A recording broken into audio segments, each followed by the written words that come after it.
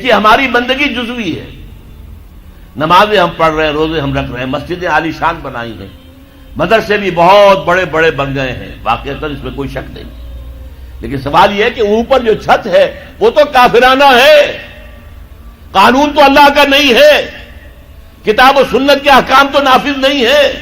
ہاں نماز ہے، روزہ ہے، حج ہے، زکوٰۃ ہے، تو نماز اور روزہ تو ہندوستان میں بھی ہو رہا ہے، وہ تو چند ایک مسجدیں ہیں جنہیں وہ تاریخی اعتبار سے کہتے ہیں کہ یہ ہمارے مندر ہوتے تھے جنہیں مسجد بنایا گیا، ورنہ وہاں پر ہزاروں لاکھوں مسجدیں ہیں، آباد ہیں، لوگ نمازیں پڑھتے ہیں، کوئی روکتا ہے انہیں؟ ہم نے یہ ملک بنایا تھا کہ یہاں اسلام کا نظام قائم کریں گے۔ نماز تو آپ امریکہ میں جا کر پڑھیے، امریکہ کو کوئی اعتراض ہی نہیں۔ You have come here, you have purchased synagogues and churches and you have turned them into mosques. ہم نے کوئی اعتراض نہیں کیا، تم نے چرچ خریدے، تم نے سینیگوگز خرید لیے جو یہودیوں کی عبادت گاہیں ہوتی ہیں اور انہیں مسجد بنا لیا، ہم نے کوئی اعتراض نہیں کیا، we never objected۔ لیکن تم کہو کہ اسلام کا نظام ہم قائم کریں گے، نہیں کرنے دیں گے تمہیں کبھی بھی۔ تم چاہو کہ تم اسلام کا معاشی نظام قائم کرو، کبھی اجازت نہیں دیں گے۔ تم چاہو کہ اسلام کی معاشرتی اقدار کو تم قائم کرو، کبھی نہیں کرنے دیں گے۔ یہ ہے اس وقت جو ہمارے ساتھ پیش آ رہا ہے معاملہ، پورا مغرب اس پر اڑا ہوا ہے، اسلامی نظام کہیں نہیں آنے دیں گے۔ ہاں نمازیں پڑھو، ہمیں کوئی اعتراض نہیں، روزے رکھو، تم روزے 30 کی بجائے 100 رکھو، ہمارا کیا لیتے ہو؟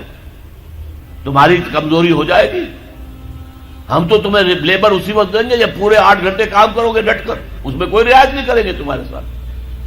بہرحال سوال یہ ہے کہ میں کیا کروں، کوئی راستہ ہے؟ دیکھیے کنویں میں، اب آج کل تو وہ کنویں اس طرح کے ہیں نہیں، دیہات میں تو ہے، کنویں میں کتا گر گیا، بلی گر گئی، مردار ہے کنویں کے اندر، کنویں کا پانی حرام ہو گیا، نجس ہو گیا، لیکن آخر کو راستہ تو ہے نا بھائی، اتنا پہلے تو اس کتے کو یا اس بلی کی لاش کو نکال کے باہر پھینکو، اور پھر اتنے ڈول اور نکال کر باہر پھینک دو، پھر وہ پانی صاف ہے۔ اس کا کیا نام ہے؟ کفارہ۔ اسی طرح رمضان کا روزہ تھا، آپ سے صبر نہیں کیا گیا، اپنی بیوی سے ہم بستری کر بیٹھے دوپہر کے وقت، روزہ ٹوٹ گیا، اب کیا ہے؟ اس کی گناہ کی کوئی بدل بھی ہے؟ ہاں ہے، 60 روزے رکھو اب متواتر پے بپے، 60 روزے، تب کفارہ ہوگا اس گناہ کا، تم نے فرض روزہ توڑ دیا۔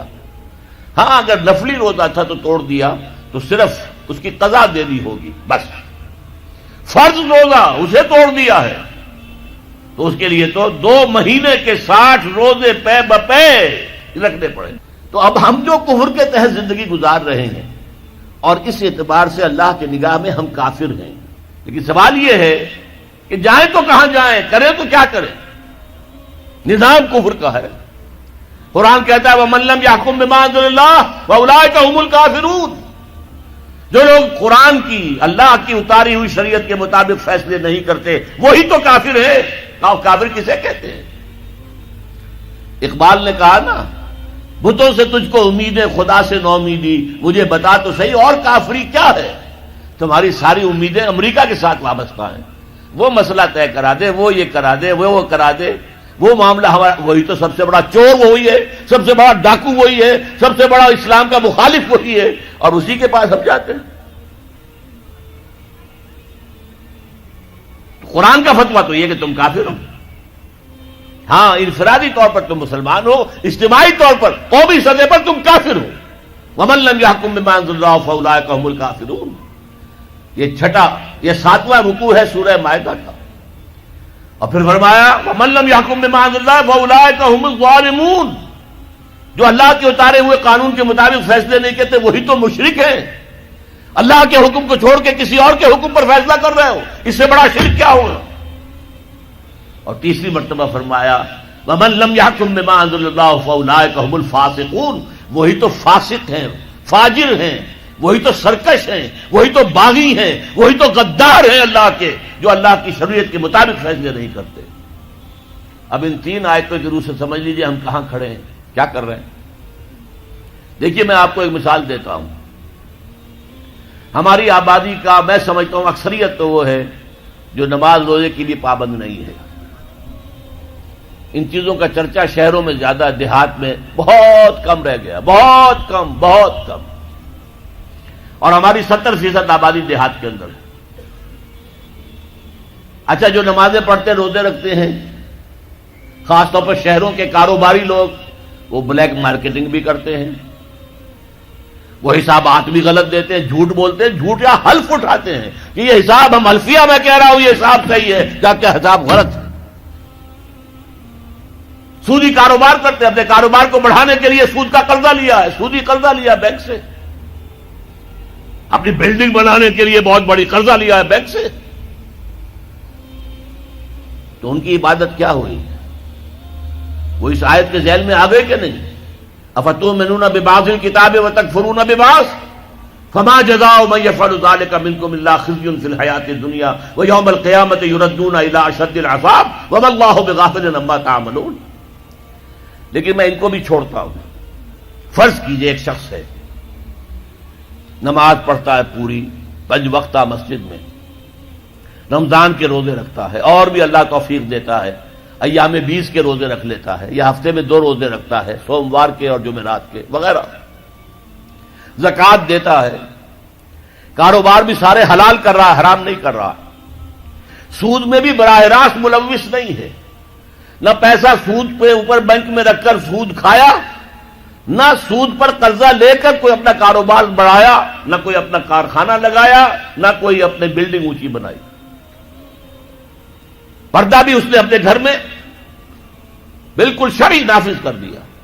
وہ اس پورے اسلام پر کاربند ہے جس میں وہ کاربند ہو سکتا ہے اس وقت، لیکن وہ اس قوم کا فرد ہے جو قوم اللہ کے فتوے کے مطابق کافر قوم ہے،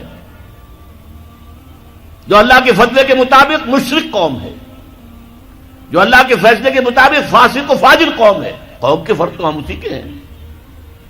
چور کا ہاتھ تو نہیں کاٹا جا رہا، ڈاکوؤں کو وہ سزا تو نہیں جا رہی سورہ مائدہ میں جو آئی ہے، ان کے ہاتھ اور پاؤں مقابل سم سے کاٹ دیے جائیں، یا یہ کہ انہیں ملک سے باہر دفع کر دیا جائے، قتلوا تقتیلا، ان کے ٹکڑے کر دیے جائیں.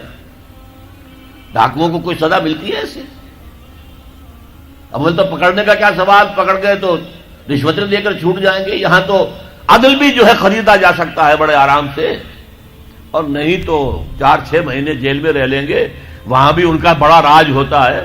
جو ڈاکو ہوں ان کے اندر ان کی تو ہیبت ہوتی ہے، جیل کے صدری خود ان سے ڈرتے ہیں، ساری چیزیں حرام ان کے پاس وہاں بھی پہنچتی ہیں، جیل کے اندر نکل آئیں گے. اللہ اللہ خیر صلی اللہ.